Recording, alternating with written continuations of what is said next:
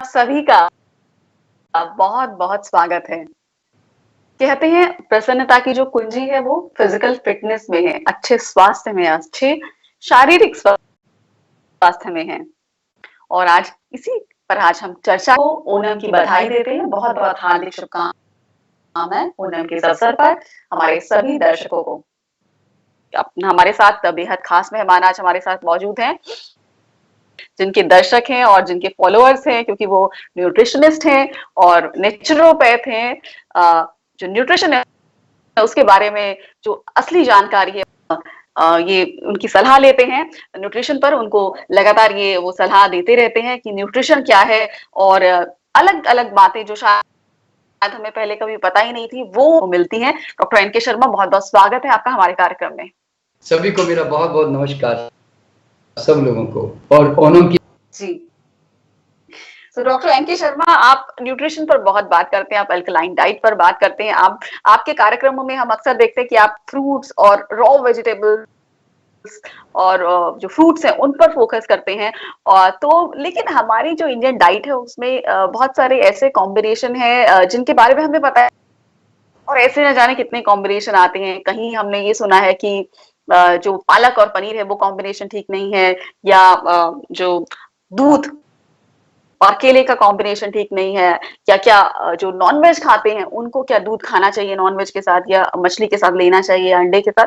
तो ये तमाम बातों पर आज हम उनसे जानकारी लेना चाहेंगे। शुरुआत करेंगे वेजिटेरियन फूड में। आप हमें बताइए कि जो हमारे एक स्टेबल डाइट होती है कि हम नॉर्थ इंडियन फैमिलीज में खाते आ रहे हैं, तो लेकिन हमें पता नहीं है कि वो हमारे शरीर को नुकसान पहुंचा रही है। खाने के बाद ऐसा होता है कि बदहजमी होती है, या तमाम तरह की दिक्कतें आती हैं, कुछ शॉर्ट टर्म होती है और कुछ लंबे समय में आती है। तो क्या है wrong food combination, doctor NK Sharma? सभी दर्शकों को मेरा बहुत बहुत नमस्कार। दोस्तों, वैसे तो रॉन्ग फूड कॉम्बिनेशन जैसा वर्ड हमारे जीवन में आना ही नहीं चाहिए था, क्योंकि मानव सदियों से जब अपना भोजन तलाशता रहा तो वो जनरली तो कोई ग्रेन्स वगैरह मिल गए तो ग्रेन ही खाता था। लेकिन समय के साथ साथ में जैसे जैसे सभ्यता का विकास हुआ तो फिर सब चीजें एक साथ मिलने लग गई, और लोग भी जो है सब कुछ एक साथ भी खाने लग गए। तो अब यहाँ पे हमें एक सिंपल बेसिक सच्चाई ये जानना है अपने शरीर के बारे में कि हमारा जो डाइजेशन परमात्मा ने बनाया है वो परफेक्ट डाइजेशन के लिए डिजाइंड है। वो 100% अच्छी तरह से आपके भोजन को पचाना चाहता है, और हमारे भोजन के पाचन का नियम यह है कि एक बार में एक प्रकार का कोई भी अगर सॉलिड फूड या स्टार्च या प्रोटीन अगर हमारी बॉडी में जब जाता है तो शरीर उसके लिए एक प्रॉपर जूस जो सिक्रेशन करना चाहिए वो करता है। लेकिन अगर आपने varieties of different starches different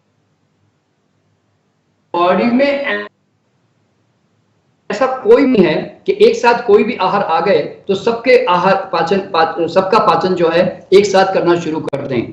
तो कुछ आहार जो है फिर फर्मेंट होते हैं, गैस फॉर्मेशन करते हैं।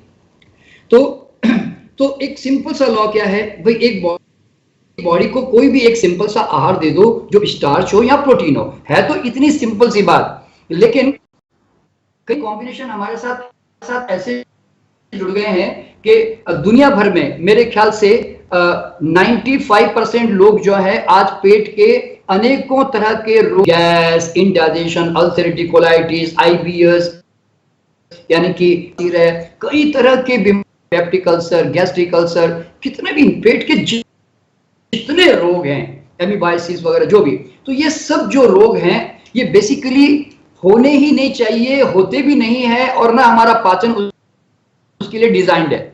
लेकिन आदमी अपने कॉम्बिनेशन में इतनी गड़बड़ करता है कि हमारे पेट में खाना सड़कर नीचे आता है, और उस सड़न के कारण पेट में गैस्ट्राइटिस यानी कि सूजन होती है, और उसके कारण अल्सर्स बनते हैं, और वो नीचे आंतों में जाकर फिर अल्सरेटिव कोलाइटिस भी डेवलप करता है। तो ऐसे मतलब बहुत सारे इरिटेबल कॉजेस हमें मिल जाते हैं। तो अब अगर आप एक नॉर्थ इंडिया का अगर आप खाना देखोगे तो आदमी रोटी खा रहा है, रोटी के साथ में दाल खा रहा है, दाल के साथ में पनीर खा रहा है, फिर दही भी खा रहा है, फिर आलू भी खा रहा है, फिर बेसन भी खा रहा है, सब एक साथ इतने वेराइटी साथ में खा लेता है। तो हमारे बॉडी में ऐसा कोई मैकेनिज्म नहीं है कि प्रोटीन के पनीर ये तेरे वाला जूस, आलू ये तेरे वाला जूस, या रोटी गेहूं ये तेरे वाला जूस। तो ऐसे तो हर एक के जूस जो है एट ए टाइम कभी भी नहीं निकलते। तो इसीलिए बॉडी में एक प्रकार का स्टार्च या प्रोटीन प्रॉपर्ली डाइजेस्ट होता है। तो अब अगर हम एक सिंपल कॉम्बिनेशन की बात करें तो एक कॉमन जो मैं थोड़ा सा जो सिंप्लीफाई कर देता हूं कि जैसे हमारे यहाँ पर 5 प्रकार के सॉलिड फूड खाए जाते हैं, 5 प्रकार के। पहला सॉलिड फूड है नॉनवेज, दूसरा सॉलिड फूड है ग्रेन्स और पल्सेस, तीसरा फूड है मिल्क एंड पनीर, चीज वगैरह, चौथा है नट्स एंड सीड्स, पांचवा है ऑल काइंड्स ऑफ रूट्स जिसमें आलू, शकरकंद वगैरह, सिंगाड़, मतलब सब तरह की चीजें आती है। तो अब इनमें एक कैटेगरी के साथ में दूसरी कैटेगरी साथ में मिक्स नहीं करनी चाहिए। जैसे अगर कोई आदमी कहता है मैं नॉनवेज खाना चाहता हूं, तो नॉनवेज के साथ में ना रोटी दाल होनी चाहिए, ना दूध दही पनीर होना चाहिए, ना मेवा होना चाहिए, और ना आलू और स्टार्चेस होने चाहिए, ना दूध वगैरह कुछ चाहिए मान लीजिए।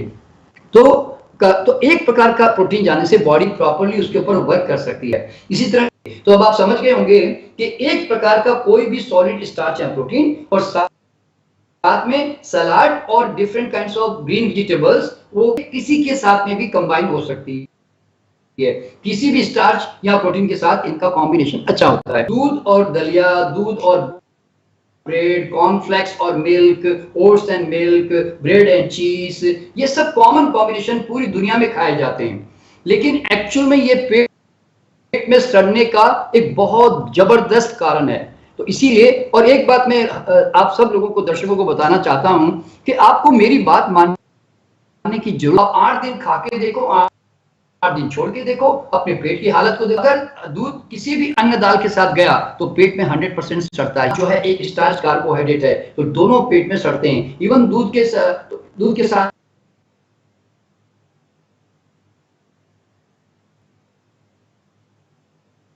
कर देते हैं। ज्यादा दूध और दही पनीर किसके साथ सड़ते हैं मालूम है? दालों के साथ। अगर आपके खाने में दालें हैं और साथ में फिर पनीर की सब्जी आ गई या लस्सी आपने पी ली, तो आपके पेट में गैस 100% बनी है।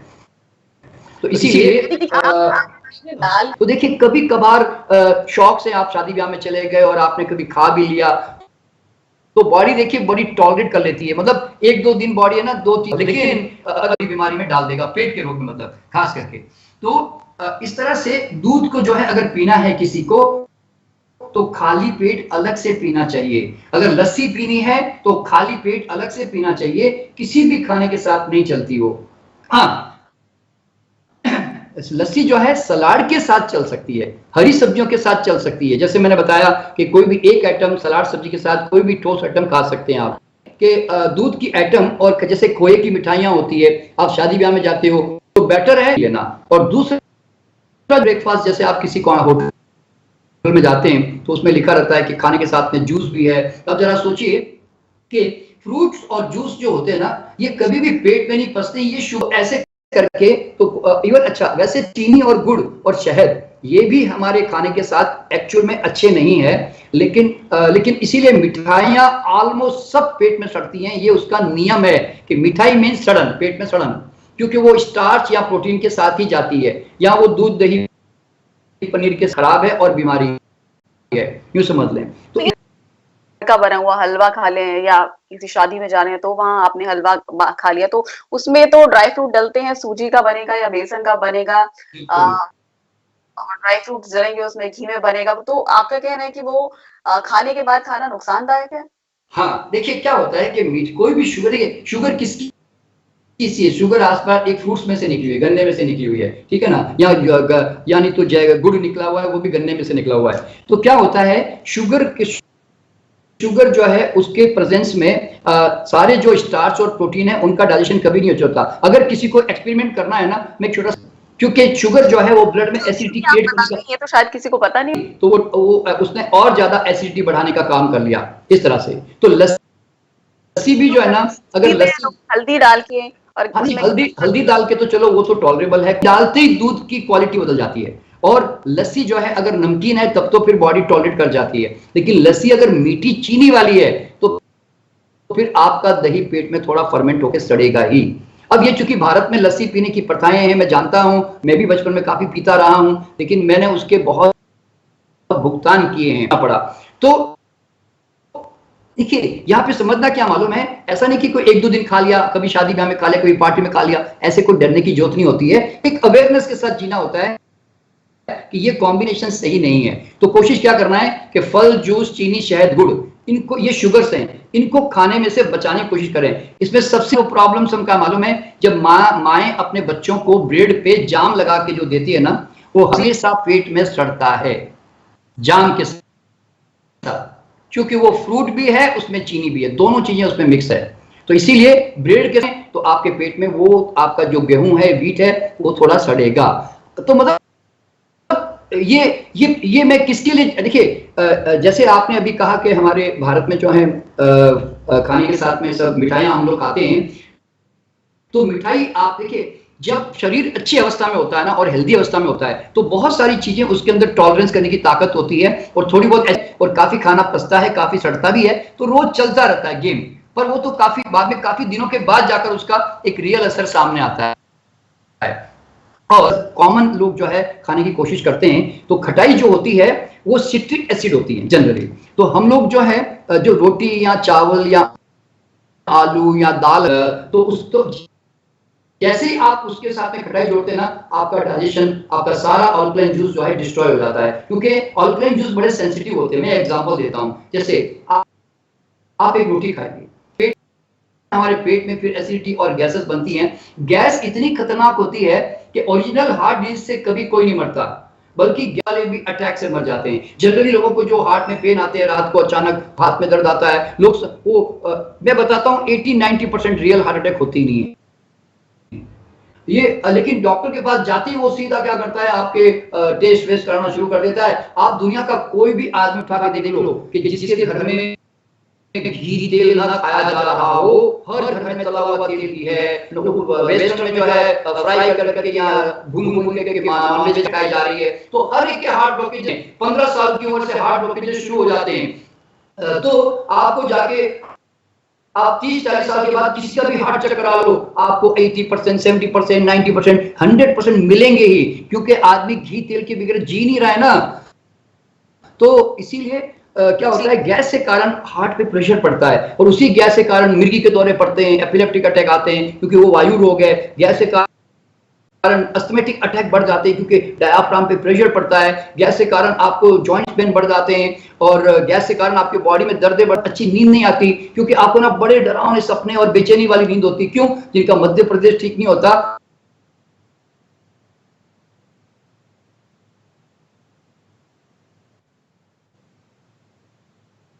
है रात को सो, सुबह उठो ना तो ऐसा लगा 5 मिनट हुआ सो के, इतनी बढ़िया नींद होती है। लेकिन अगर मध्य प्रदेश यानी कि पेट अगर आपका ठीक हो तो गैस, आपका पेट, आपकी पेट की गैस बारे में सूचना देती है। आप रोज अपने नींद को ऑब्जर्व करो, अगर आपकी नींद गहरी नहीं है ना तो प्रॉब्लम यहाँ की नहीं है, प्रॉब्लम आपके पेट की है, क्योंकि स्ट्रेस से भी पेट ही खराब होता है, ओरिजिनली चिंता से भी पेट खराब होता है। तो अल्टीमेटली गैस बनती है, और लोग खाना खा लेते हैं, उस समय भूख नहीं होती, चिंता तनाव में, लेकिन फिर भी खाना खा लेते हैं, तो फिर और ज्यादा गैस बनती है। तो इस तरह से गैस जो है, ये बहुत बड़ी, गैस को मैं ना बहुत डेंजरस चीज कहता हूं, होता है तो मैं उसके पेन को कम नहीं करता, मैं उसका गैस का कारण खत्म कर देता। कमर दर्द का जो लोग स्लिप डिस्क ने ये सब इलाज करना शुरू, अल्टीमेटली क्या होता है छोटी सी बात, प्रॉब्लम खाना है तो पहले खा लें। आपको अचार चटनी खाने की आदत है तो कभी कभी शौक से खा लें, लेकिन जानबूझ करके सब में अमचूर ने, इमली ने, टमाटर ये न डालें। अगर आपका पेट खराब है तो नॉर्मल कंडीशन में बॉडी टॉलरेट कर लेगी, लेकिन रेगुलर कंडीशन में आपकी बॉडी आपको बीमार कर देगी। अब जैसे साउथ इंडिया में आप जाते हैं तो सांबर में बहुत इमली होती है, तो आपको महसूस होने लगती है सांबर के कारण। अगर इसीलिए सांबर में हल्की खटाई डालें। अगर मान लो सांभर बनानी है, वो है अमचूर की, क्योंकि अमचूर देखिए बॉडी के लिए अच्छी चीज नहीं है। क्यों? कच्चा आम है। आप अगर पकी हुई चीज खा, देखिए टमाटर तो पके फिर भी थोड़ा चेंज हो जाता है, और इमली भी जो है आजकल मीठी इमली भी आती है, लेकिन अमचूर जो है और कच्चा आम और कच्ची इमली ये शरीर के लिए अच्छे नहीं होते जनरली। तो इस तरह से कोशिश करें कि आप खटाई कभी कभार शौक से किसी सब्जी में डालें, और अमचूर वाली 20% 1-2 महीना बंद रखना पड़ेगा। और इस तरह से क्या होगा, आपका पेट कभी नहीं बोलेगा। देखिए पेट एक आदमी अपनी सही भूख से खा रहा है, और खाना उसका सिंपल कॉम्बिनेशन है, मोनोडाइट। लगता है कि नहीं भैया सेमी सॉलिड है, बार बार जाना पड़ता है, बदबू होती है, तो समझ लेना कि उसने धागा तो मशीन में डाला, लेकिन कपड़ा तो बना नहीं, गुच्छा बन के निकल गया, और वो बेचारा खुश हो जाता कि चलो कुछ तो बाहर निकला मेरे। तो इस तरह से लोग जो है ना एडजस्टमेंट करके जीवन को चला रहे होते हैं कि एक बार सुबह जाते हैं तो समझते कि बस मेरा तो पेट साफ हो गया, बहुत एक बार दिन में बहुत हो गया। अरे 3 टाइम तो खाना खाते हो और बाद में मोशन जो है एक बार करते हो, तो ये मुझे बड़ी हैरानी सी होती है। तो आप जब नेचुरल फूड पे आओगे, फ्रूट सैलेड स्प्राउट्स, आप फाइबर से, तो आपका मोशन आपको गाइड करता है कि भाई आपका पेट में आपका मतलब फैक्ट्री में माल कैसे बन रहा है, इस तरह से। और तो आपको जीवन में कभी ना एक डाइजेस्ट हो जाएगा, ये खाऊंगा तो मेरा खाना डाइजेस्ट हो जाएगा, ऐसे लोग कई चीजें बताते हैं। क्यू में खड़े होकर डाइजेशन के लिए इंतजार करते हैं। कोई भी शरीर के किसी भी काम को कोई आउटर चीज जाके काम नहीं करती, ध्यान रखना। आप जो समझते हैं ना कि मैंने एक गोली चूरन की गोली खाई, मेरा पेट थोड़ा अच्छा लगा, अरे भाई तुमने गैस शांत कर दी, तुमने गैस को न्यूट्रलाइज करने वाली चीज खाई, इसलिए तुम्हारा पेट हल्का हो गया। तुमने क्या समझा, हाँ मेरा खाना पच गया। अरे भैया खाना सिर्फ शरीर ही पचा सकता है दुनिया में, बाहर की कोई चीज जाकर शरीर को पचाने में मदद नहीं करती, ये बात समझना। तो हमारा पेट जो है कभी भी रोगी नहीं होगा। अब यहाँ पे कुछ चीजें मैं ये बताना चाहता हूँ कि जो चाहूंगी कि लोग सब्जी दाल में या किसी जो सूखे छोले होता है क्या? नहीं तो फिर अवॉइड करना पड़ेगा।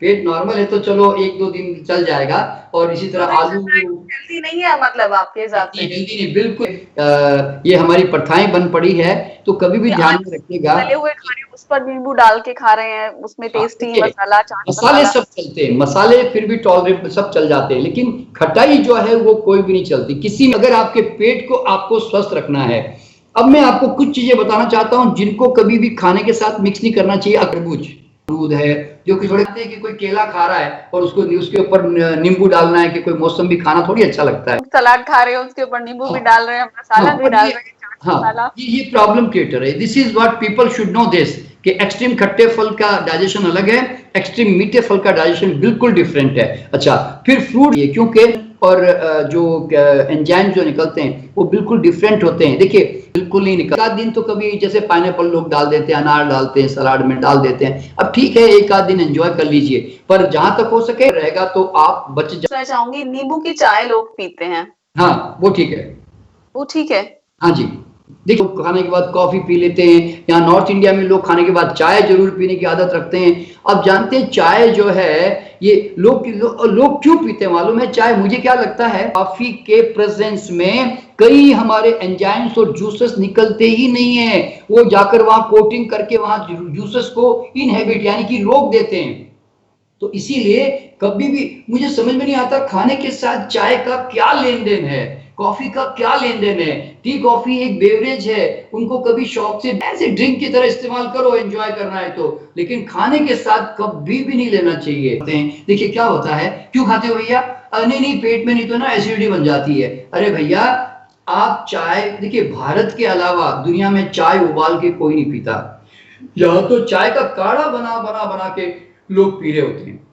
तो इसीलिए अगर चाय पीनी है तो आप ऐसी उबली हुई चाय पियोगे तो आपके शरीर में भयंकर एसिडिटी बनेगी। आ गया वैसी वाली कॉफी पीते हैं तो फिल्टर कॉफी बेटर है, ये नॉर्मल नेस्कैफे और ब्रू कॉफी जैसे हम लोग पीते हैं तो उसके मुकाबले ये ज्यादा बेटर कॉफी है। इस तरह से फिल्टर वाली है या तरह तरह की लोग गुलाब की पत्तियां या सिर्फ जैस्मीन की पत्तियां हैं तो उनकी डाल देते हैं चाय में। ये जो फ्लेवर्ड जो टी है कई तरह की जो आजकल आ रही है, तो ये उसमें हल्का सा हनी, हल्की सी चीनी ऐसे थोड़ी डालनी है तो डाल सकते हैं। और खास करके जो आजकल लाल चाय जिसको बोलते हैं रेड टी, उसके अंदर थोड़ा नींबू और शहद डाल देते हैं, वो ज्यादा बेटर है बाकी चायों के मुकाबले में। वो थोड़ी हेल्दी है फिर भी। देखिए चाय एक्चुअल में नींबू की चाय, खाली पेट सुबह खाली पेट नींबू की चाय टेस्ट अलग होता है चाय, लेकिन उसका सही तरीके से पियो और ज्यादा मत पियो, क्योंकि ये कोई भोजन तो है नहीं शरीर का, ये तो हर्ब्स है, ये तो मेडिसिन है।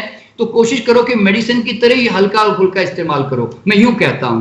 अच्छा, अब रहा पानी, जो है मैंने बताया आपको कि पानी जो है कभी भी अकेले पीना चाहिए। सिंपल रोटी खाते हैं तो थोड़ी प्यास कम लगती है, और दलिया खिचड़ी खाते हैं तो प्यास ऑलमोस्ट बिल्कुल कम लगती है, और फल सलाद खाते हैं तो बिल्कुल नहीं लगती है। तो जो खाना पानी बहुत होता है, मैंने अगर आप घर में भाजियां डाल के जैसे रैपर बनाते हैं ना, वेज रोल और सब्जी डाल के, वेज रोल जैसे आजकल लोग बना देते हैं, तो ये सब चीजें ठीक है, मतलब वैसे तो इनसे मतलब खास करके लोगों को समझना पड़ेगा। मालूम है आपके मैक्सिमम रोग जो है इनडाइजेशन, गैस, एसिडिटी से बनकर जो है आगे बढ़ते हैं, और आपको बड़ी बड़ी बीमारियों में डालने का सबसे बड़ा कारण बनते हैं इस तरह से। इसीलिए आप कोशिश करें। शर्मा जी कह रहे हैं कि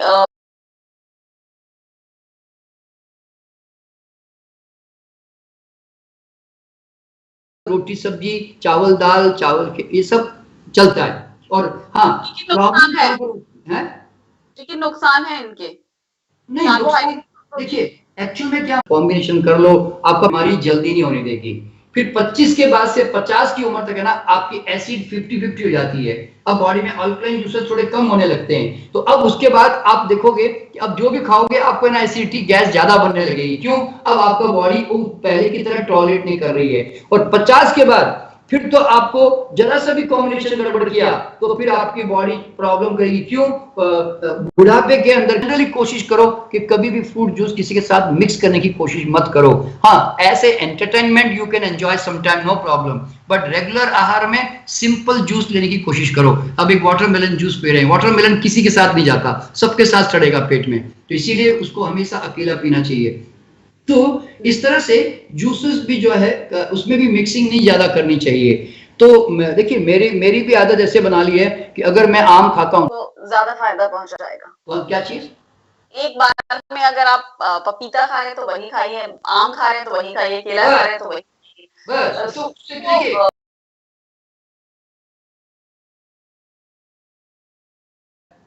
वो अच्छा ऐसे, ये एक बहुत इंपॉर्टेंट बात है अपने आप में जी।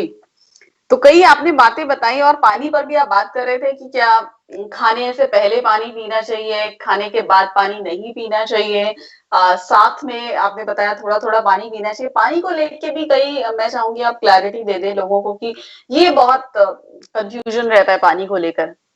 देखिए पानी जो मैंने बताया कि खाने के साथ में अगर आप मसालेदार खाना खा रहे हो, आप ड्राई खाना खा रहे हो, आप नमक वाला खाना खा रहे हो, आप मिर्ची वाला खाना खा रहे हो, आपको पानी तला हुआ कम है, नमक कम है, मिर्ची कम है, तो फिर पानी की जरूरत शायद कम पड़े। अगर आप चबाओगे अच्छी तरह से तो कहते हैं पानी चाहिए।